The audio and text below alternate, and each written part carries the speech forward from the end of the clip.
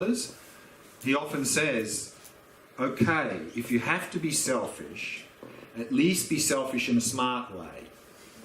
Now we're selfish in a dumb way, meaning if people stand in our way of our happiness, we harm them. If they get in our way, that's dumb selfishness, because they're just going to get harmed back.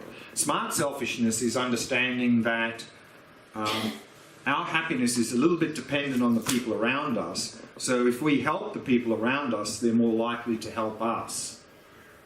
So that's more smart selfishness, because already now, instead of harming others, we're helping others.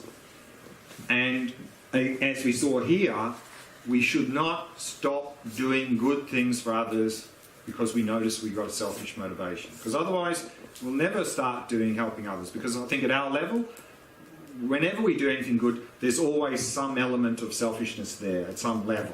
So rather, notice that, reduce it as much as possible, and still help them, even if it's being selfish. So that's where we start. And then if we continue to help people, even with quite a selfish motivation, we'll find over time that the joy we get from merely helping them will be way more than the joy of hoping to get something in return. So it's a process. So again, don't beat yourself up if you notice that you're doing something for a good thing for a selfish motivation. Just keep doing it and try to reduce and think of the other person. So in this case, and in general also, how to shift that more is really broaden your perspective, that trying to see the situation from their perspective. What are they experiencing? How are they seeing it? Because the more that we can get in their shoes, the less likely we'll be thinking about me, you know, for my sake, it's for their sake. So if we can shift that perspective from me not liking that suffering, I don't like that suffering in them, rather they are suffering, that may they be free of that. Really try and shift that perspective. But again, we're trying to do good things, so that's very good. Don't beat ourselves up if we notice a bit of selfishness. It'll take time to be more and more pure in the way we help others. It'll take time. I've learned this from meditation a few times, and every time I learn it, I have the same question, and I don't You don't get an answer. Yeah. So the thing is this. When I grew up in my family, in order to survive, I had to be very sensitive to especially my parents' suffering. Sensitive. Yes, I took it on, okay? I was very much in service of my parents. Okay. In taking their suffering and being very sensitive to their problems. Right. And, you know, take it in inside. Right. Not only my parents, but also other people. Even in kindergarten, I was Sure. helping. You know, Sure. I was that sort of kid. Sure. I don't think I don't consider myself Sure. Mother Teresa. It was Sure. a tactic to survive. Sure. So, when I have this, like now in this current period, I'm trying not to do this automatically, not to take other people's suffering automatically, and I'm very. And the reason you don't want to do that is because you're identifying with that suffering and you're suffering because of it? Yes. Yeah, so the answer is don't identify with it. That's why we're doing the meditation like this, and that's why I mentioned that the traditional method can lead to identification by holding that. So in this practice, it's important not to identify with the suffering, because as we saw the other day with that cognitive fusion, if we identify with anything, we're going to suffer. You know, if we identify with our mental affliction, if we identify with our suffering, we'll suffer. So if we identify with other people's suffering, we'll suffer. But that's an invalid perspective. I understand, but I Sure. don't know how to do it differently. And visualization is not strong enough for me. It doesn't help, you know. Yeah, sure. So when you said about your parents suffering and you were sensitive to that, what exactly did you mean? You mean like you wanted to hold that suffering instead of them, or what did you mean by sensitive? Yeah, first of all, I was feeling it a lot. Right. Just feeling it and knowing it was there and being witness to it all the time, but like a participating witness. And also doing what I could to make them suffer less, which of course Sure. didn't always help. Sure. Sure. So I think the key here is, of course, we need to be able to connect with other people's suffering, which is empathy, but then we don't want to identify with that because it's an invalid perspective. So simply connect with that, and then of course remember I said the other day, empathy plus no hope equals despair, equals suffering. Empathy plus hope equals compassion. So therefore, as I said, technically there's no such thing as compassion burnout, it's empathy burnout, because we have no hope. Because we have this very short-term perspective on suffering, and we think it's hopeless. So I think it's important here to have the bigger picture, the longer-term perspective, and really appreciate the underlying source of suffering, and not to identify with that. And then I think we can stop suffering ourselves. Of course, we have a strong habit of identifying with this, but the more we can have that bigger perspective and understand there is hope, we can overcome suffering in the longer term, then I think it'll slowly move in a more healthy direction. But unfortunately what people do often in this situation is then because it gets too much, because they're identifying, so what they do, then they do the opposite, they cut, and then it's like there's suffering and nothing's registering. That's also very unhealthy. So they're the two extremes, but that's the only sort of two options we think are possible. Either we get involved and we get suffering, or we cut and then we're like insensitive. So we're either overly sensitive and suffer, or insensitive and nothing registers. We want to find that middle way of being present without identifying and getting overwhelmed and suffering, and without cutting or withdrawing. But of course, it'll take time to find that middle way. But I think this practice, or similar practices to this, are trying to move in that middle way. I just want to, there's a kind of same technique. Sorry? Yeah.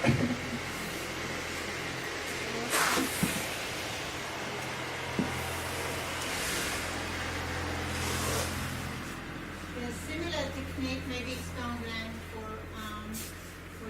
for ill people. For ill people. To take on their suffer, especially I think illness, terminal Illness, yeah. that they can have more comfort or be released from suffer if they take on their suffer. If they can release other people in the world from their I see what you mean. You know, if someone is sick themselves. Yeah. So this is one of the practice. Okay, I'm ill. Anyhow, I'll take on my behalf other people. Yeah. Yeah. And exactly, this is one of the things I'm going to talk about in this session tomorrow. Is exactly this point: is what are practical applications of this, and this is certainly one of them. It's the same name. Yeah. So it's the same. So the point here is that, you know, that this could also maybe be helpful for those who have some terminal illness to actually do this while they're in that state, and that could help them themselves. And yes, we'll look at this tomorrow as one of the practical applications for this practice. Yeah, I have a very tiny example for that. Sure. I'm a therapist, I'm a physical therapist, and Sure. Before I came here, there was a woman that I worked with. She suffered from great pain in the shoulder. Sure. Convenient pain in the shoulder, it's very painful. And she wanted me to leave her with some exercises for those 10 days. And for any reason, I said, I'm going to give you a Buddhist advice. It was so painful. Imagine that. Maybe you can take a deep breath and take some more pain of other people in the world. And she understands, she's not connected to Buddhism at all, but she's a very generous lady. Mm-hmm. And her eyes were like, oh, I can do that. She was like, okay, I can do that. And she was like,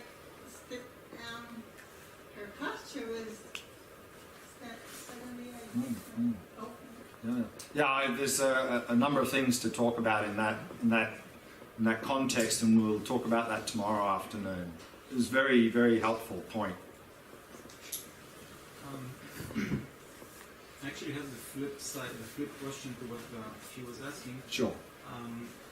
When we're helping people, how do we know we're really helping them, or actually helping their, attachment and craving get what it wants? That's why we need wisdom. We need to bring the wisdom in. Otherwise, we can either do the wrong thing, for them, and just increase their suffering and so forth. So we need wisdom. Otherwise, compassion is blind, and it may just actually cause more problems for them and for us. So that's where the wisdom comes in, and of course, we may try to think what's the right thing to do, and the compassion and motivation. We do something and we see it didn't work. But then, of course, the thing is not to beat ourselves up and because we messed up, but rather learn from that, And of course, we can never guarantee that what we're doing is the best thing. All we can do is, in any given situation, use as much wisdom and compassion as we've got, and then we respond. That's all we can do. No one can ask more of us than that, And if we make a mistake, then we simply learn from that mistake, and then next time we'll do something better. So, that's all we can do. And of course, if we demand to have certainty that this is the right thing to do, I think we'll never do anything for anyone, because we're never going to be 100% sure that this is the best thing to do for them. We won't be certain.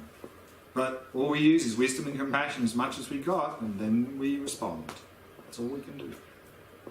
And of course, on some occasions, wisdom may say, I think the best thing is not do anything here, because whatever I do, I think it's going to end up in a bad way. For example, if someone is in rage and we're going to try and say something to them, wisdom may say, well, whatever I try and do, they're just going to get worse, so I just better step out of here for now and let them sort of calm down.